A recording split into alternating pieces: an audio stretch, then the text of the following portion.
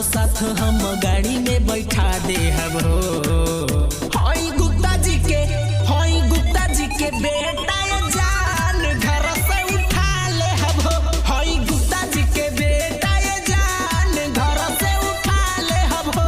हई गुप्ता जी के बेटा ये जान घर से उठा ले हम हो।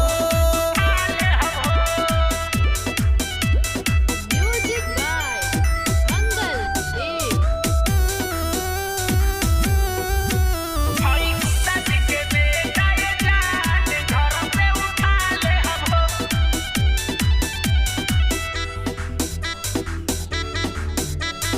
बुझा जनी हमरा के ऐसन तू ऐसन लागे नहीं केहू से डर।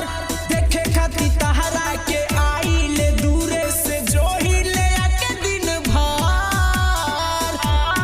तहरा प्यार के चक्कर बड़ी महंगा पड़ता।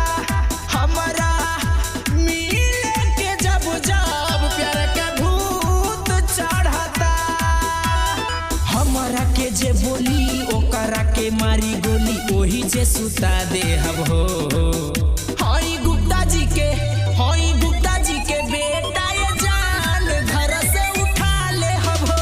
हई गुप्ता जी के बेटा ये जान घर से उठा ले हम हो। हई गुप्ता जी के बेटा ये जान घर से उठा ले हम हो। म्यूजिक बाय मंगल देव। हई गुप्ता जी के बेटा ये जान घर से उठा ले हम हो।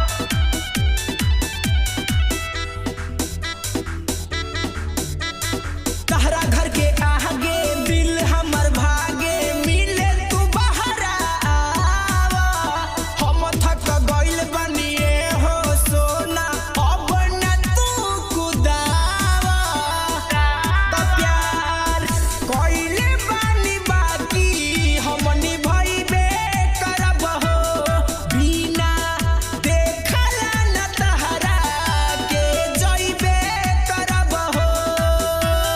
सर्वजीत तो सीधा साधा कमलेश के सब कुछ आगा हम हो छुपा ले हम हो।